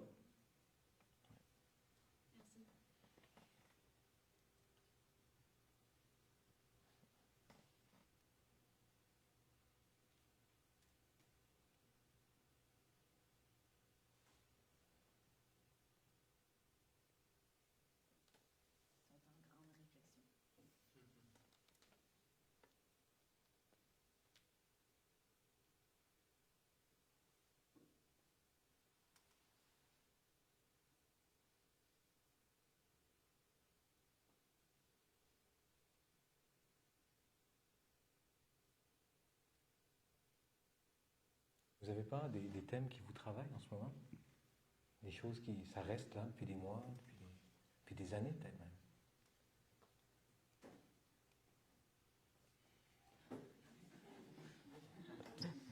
C'est par rapport à la vie de prière. Oui. J'en parlais la dernière fois avec Emmanuel. Comment est-ce qu'on on sort de cette prière mécanique? Ouais, c'est compliqué, mais comment est-ce qu'on en vient à découvrir une vraie prière du cœur et plus simplement donner ses premières intentions qu'on dit un peu tous les jours et au final on a l'impression qu'on tourne en rond? Comment est-ce qu'on va chercher ce cœur à cœur? J'imagine que c'est un chemin qui est long et la prière tous les jours aide, mais il y a un moment où on bute sur quelque chose, et, enfin moi personnellement, et j'ai l'impression que c'est ça, que en fait on est tout le temps dans la mécanique, réciter des credos par exemple, réciter des Notre Père, Je vous salue Marie, mais que derrière en fait on a du mal à visualiser ce que c'est vraiment. Enfin, je ne sais pas si c'est très clair. Oui, c'est très clair. Ouais. Alors, c'est une très bonne question. Hein. Bon, après, il faut voir qu'est-ce qu'on appelle prier. Mais, parce que c'est sûr que d'aller à la messe, par exemple, et de prier avec un texte biblique, c'est pas pareil. De faire un chapelet, c'est pas pareil. C'est encore autre chose. Mais disons que quand que je dis prier ici, c'est de te donner un espace où le Seigneur puisse te parler. Si ta prière, ce n'est qu'un monologue avec le Seigneur, c'est toi qui parles, comme ça arrive pour beaucoup d'entre nous, par période. Hein, c'est pas parce que tu as eu des belles périodes que c'est toujours comme ça. Hein. C'est bien de laisser un peu d'espace au Seigneur. En ce moment, j'étudie une théologienne anglicane qui s'appelle Sarah Coakley, parce que je travaille des questions de genre, hein, les meilleures questions, hein, vraiment. Et elle dit, ce qui est important, c'est que ce qui va changer les choses, c'est pas qu'on se met tous à réfléchir sur ces questions-là. Ce qui va changer les choses, c'est que tout le monde laisse la place à l'Esprit Saint de parler dans notre prière. Et il n'y a pas plus simple que ça, c'est-à-dire de dire, Seigneur, viens me parler. Et il va le faire. C'est ça le truc de fou. Mais si tu ne prends même pas ce temps, dans la spiritualité niacienne, il y a un truc, c'est très technique, des fois c'est un peu chiant, on dirait que tu fais des trucs mécaniques, comme tu dis. Mais il y a un truc mécanique qui est très important à mettre en place comme une bonne habitude, c'est de demander au Seigneur de me disposer à l'écouter. C'est la prière préparatoire à prier. Quand je commence ma prière, je dis, Seigneur, rends-moi disponible, intéresse-moi à toi, descends-moi toutes mes distractions, parce qu'on est tous distraits.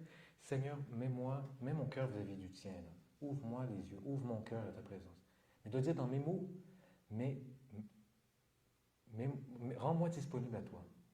Et ça change tout dans la prière. Oui, il y a des prières, ça va être plus sec. Par période, des fois, ça peut durer plusieurs mois. Mais arrête pas, le Seigneur va finir par manifester quelque chose. Puis même dans cette aridité, il manifeste quelque chose, en fait.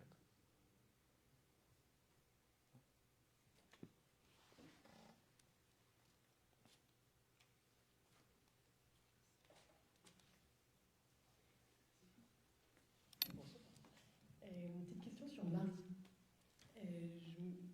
J'essaie de comprendre le rôle de Marie et sa place. J'ai toujours prié Marie en tant que jeune catholique.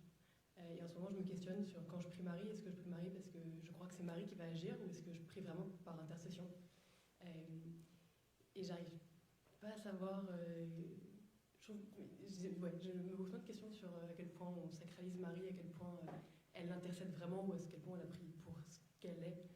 Je ne sais pas si tu as des pistes, des réflexions. Merci.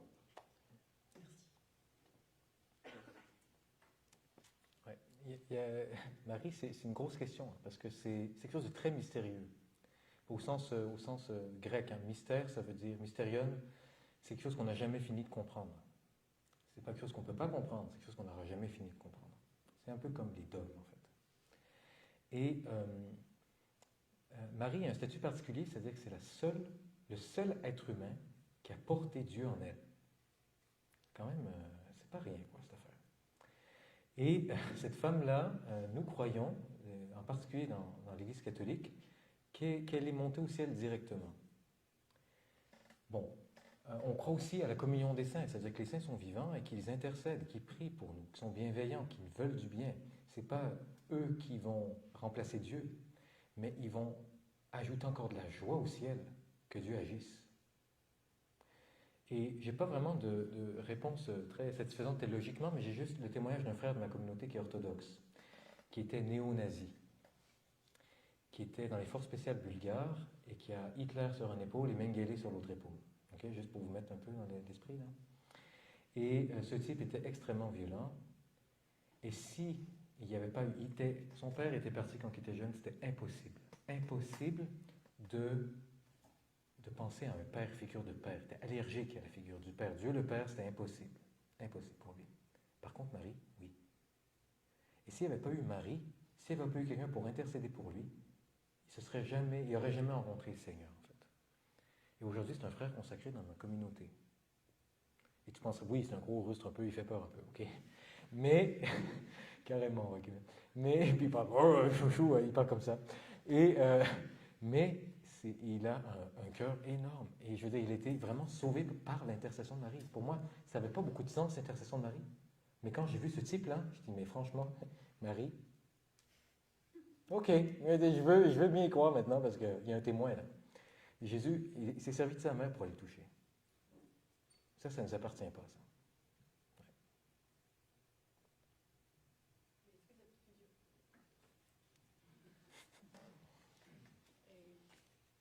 Cette figure féminine, je parlais de ça avec une protestante la dernière fois et je lui exposais justement ce côté féminin où moi, dans ma féminité, je parle beaucoup à Marie, je prie beaucoup à Marie pour protéger mon cœur de femme. Et elle me disait, mais pourquoi tu as besoin de te rattacher à une figure féminine en particulier, sachant qu'elle concevait Dieu comme quelque chose d'asexué, enfin, comme un être asexué. Et donc, il n'y avait pas... c'est pas un homme, donc je ne peux pas m'attacher à lui, me sentir proche de lui parce qu'il est homme et moi femme. Et donc, je n'arrivais pas... pourquoi on a besoin d'une... Enfin, pourquoi on aurait... Est-ce que cette figure féminine défait le fait qu'on puisse se rapprocher du cœur de Dieu directement, ou est-ce que ça nous emmène directement, autrement, je veux dire, pardon. Je pourrais venir après pour en parler avec toi. Une question à poser. Une question à poser. Je ne pense pas qu'on puisse vraiment justifier nos fondements psychologiques tous, hein, avec l'inconscient et ça, c'est un peu complexe. Puis je ne pourrais pas parler pour toi, puis je ne pourrais pas parler pour moi non plus, l'inconscient. Mais oui, Dieu... moi, tu sais, on parle du Père, on parle du Fils, vous savez, c'est une représentation, parce que le Seigneur est au-delà de tout ça encore. Beaucoup plus grand que ça. C'est des mots qu'on donne pour. Mais le Seigneur est au-delà. On dit que le Seigneur, il est au-delà de l'être. Au-delà de l'être. Je ne sais pas si vous réalisez ce que ça veut dire, mais ça veut dire que toutes ces catégories-là, c'est juste des représentations pour qu'on ait accès, avec nos pauvres moyens. Et que Marie participe, soit une porte pour nous amener au Seigneur, c'est mystérieux, mais on l'a. On peut dire, pourquoi tu en as besoin? Je ne sais pas, mais ça me fait du bien. Final. Si tu restes centré que sur Marie, peut-être qu'il y a un problème. Si ça t'amène à Dieu, alléluia. Si une pierre par terre peut t'amener à Dieu, pourquoi pas Marie? Pourquoi est-ce que la Bible... Tu sais, je veux dire, vous voyez un peu, n'importe quoi peut nous amener à Dieu, pourquoi pas Marie? Je veux dire, c'est comme... Le Seigneur, il peut utiliser un miracle, quelqu'un d'autre, pourquoi pas Marie? Je veux dire, c'est... Parmi tant de moyens, c'est un moyen. Il me semble. Je ne sais pas si ça a du sens, mais...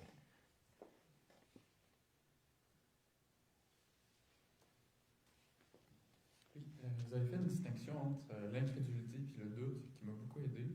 Vous avez présenté le doute comme une sorte de posture intellectuelle, spirituelle, saine, qui est stimulante pour la recherche.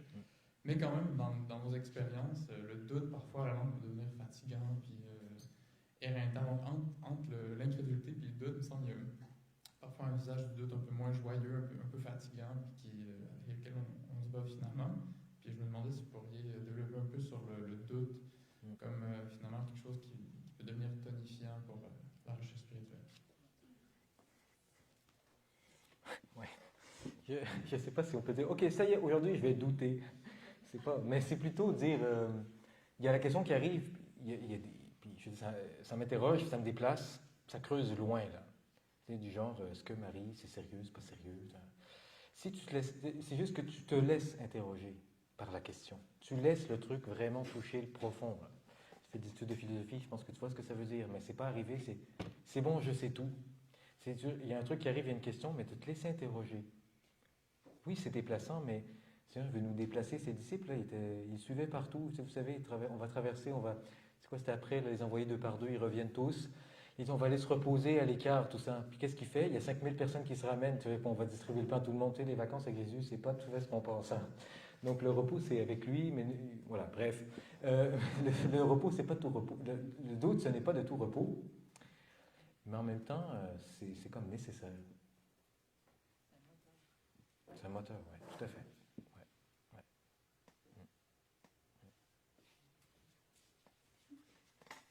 Alors moi j'ai une petite question par rapport vu qu'on a abordé le thème de Marie et de la prière, une question qui m'est venue à l'esprit, c'était par rapport à l'intercession des saints.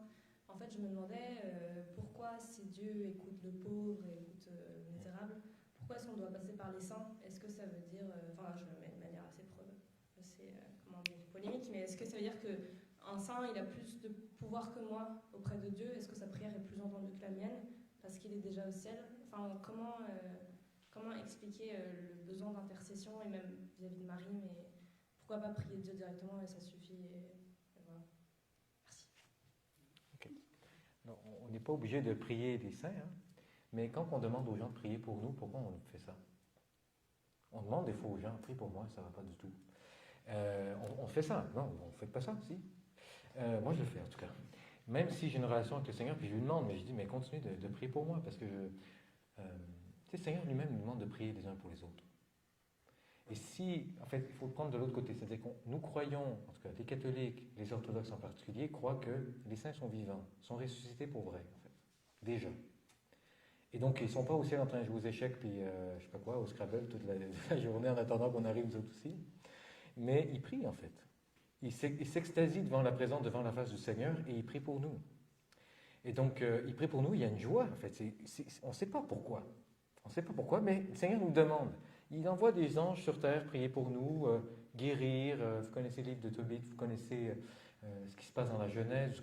Il y a des anges qui débarquent. Pourquoi est-ce qu'il y a des anges? Je ne sais pas. Mais il y a des anges, et ils prient devant la face du Seigneur. On peut leur demander de prier pour nous, ça ne coûte pas cher. Mais il faut pas, encore une fois, il ne faut pas que ça prenne la place de Dieu. Dieu reste Dieu. Mais qu'il ait mis d'autres personnes autour de lui pour des raisons très mystérieuses. Un jour, peut-être qu'on comprendra. Mais c'est la même chose de demander à des gens de prier pour nous, je pense. Et ça amène quelque chose, hein, vraiment.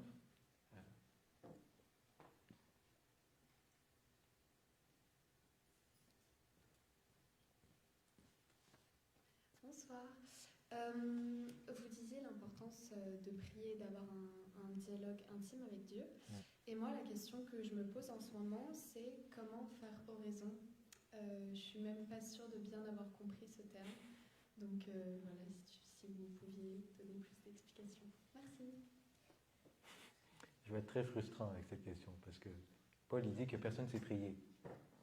En gros, hein. Donc, je pense que c'est vrai. C'est l'Esprit Saint qui prie en nous. Et l'oraison, c'est grosso modo, c'est un vieux mot pour dire la prière personnelle. Le cœur à cœur avec le Seigneur, c'est tout. Donc c'est un mot qui fait peur, là, l'oraison, on dirait que c'est démonial, enfermé quelque part qui prie, là, à genoux pendant toute la journée. Mais en fait, c'est juste avoir un cœur à cœur avec le Seigneur. Et ce cœur à cœur-là, comme je disais tout à l'heure à Côme, c'est en fait de demander au Seigneur lui-même de nous conduire dans cette prière, de nous apprendre. C'est lui le meilleur pour nous apprendre à prier. Même les disciples demandaient au Seigneur de leur apprendre comment prier, ils ne savaient pas. Ils habitaient avec le Seigneur pendant 2 ans, ils n'avaient pas prié. Donc je pense que ça va, on ne devrait pas savoir. Et demander au Seigneur de nous montrer lui-même.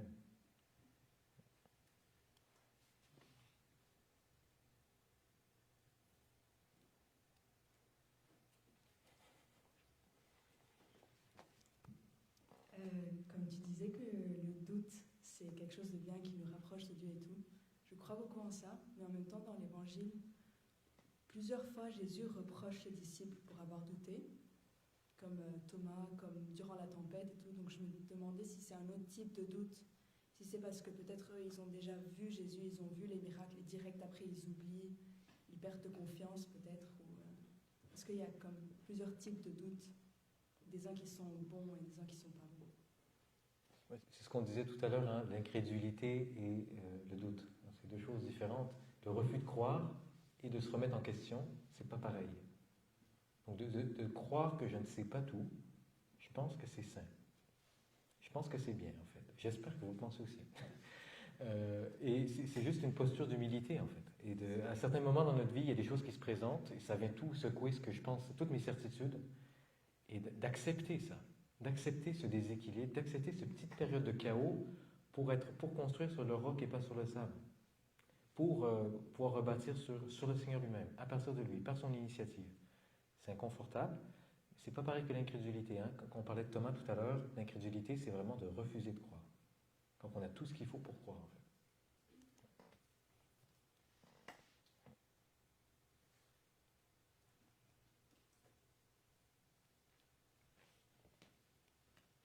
Tu as parlé de la foi comme un don.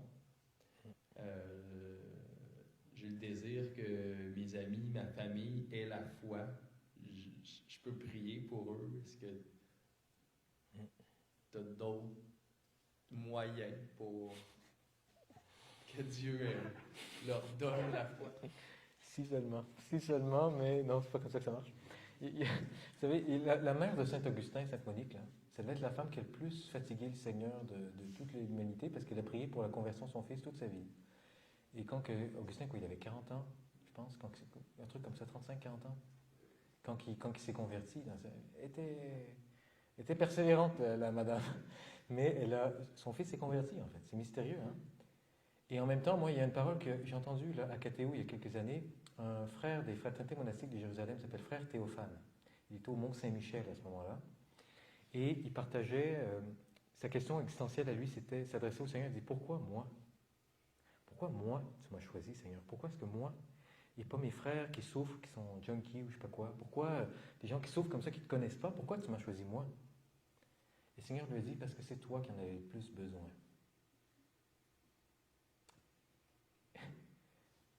Ouais, moi, c'est pas satisfaisant, mais ça fait réfléchir.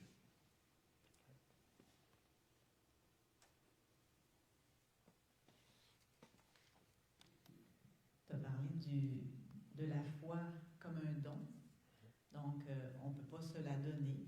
Non. C'est quoi la place de la liberté, alors, de notre réponse dans la foi?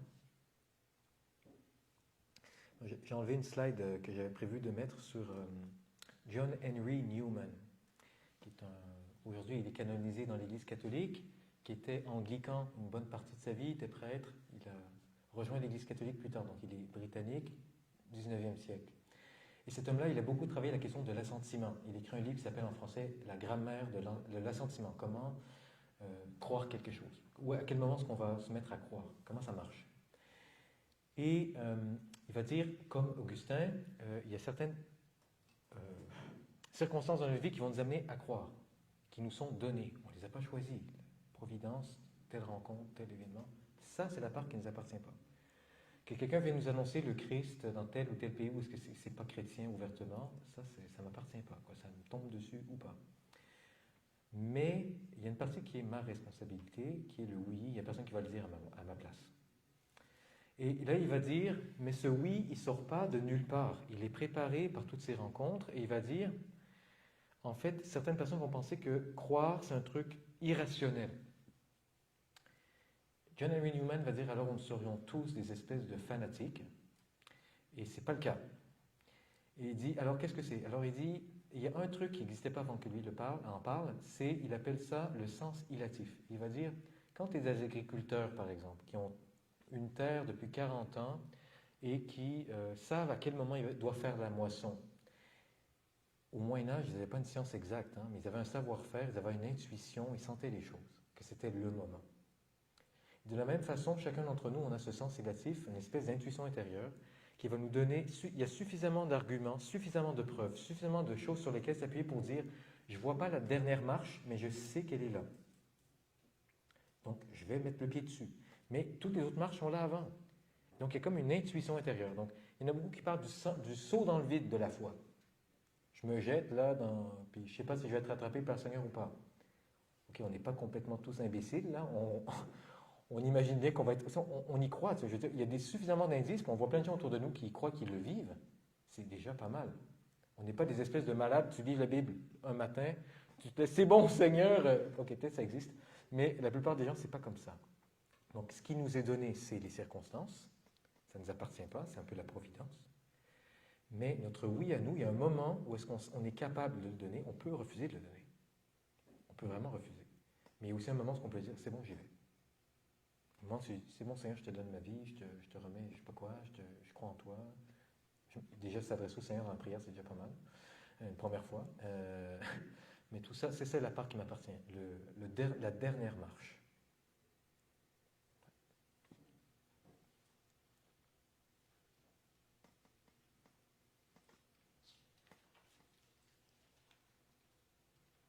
Merci Jonathan, je pense qu'on va conclure à moins qu'il y ait une dernière question.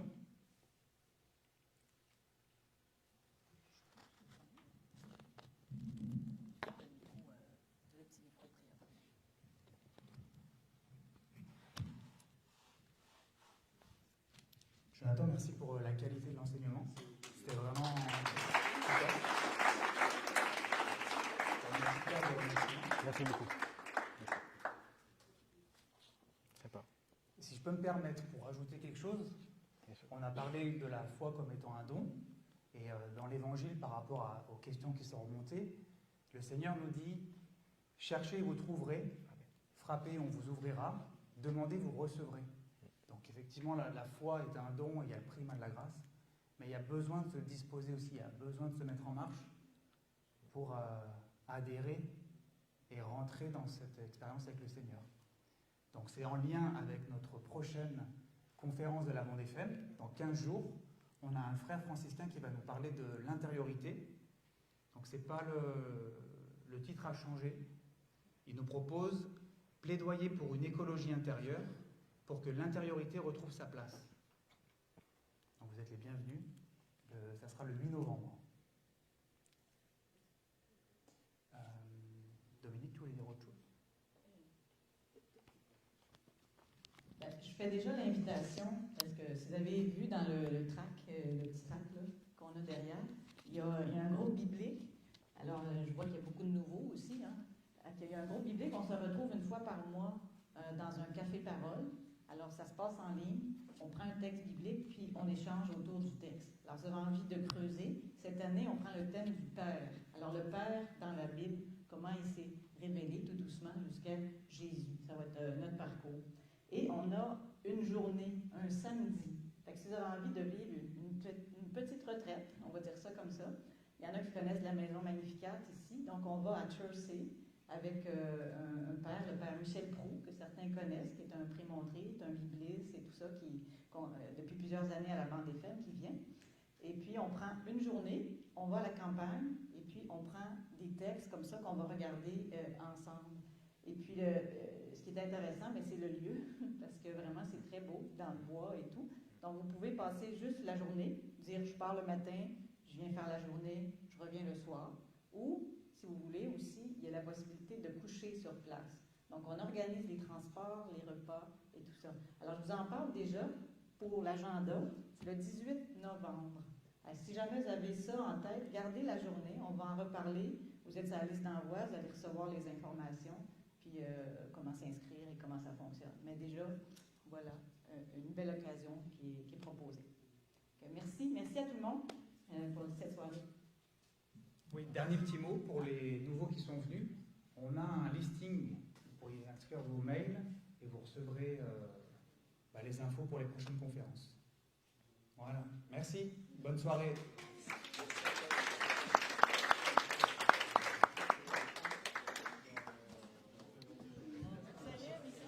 Mission accomplie. Alléluia.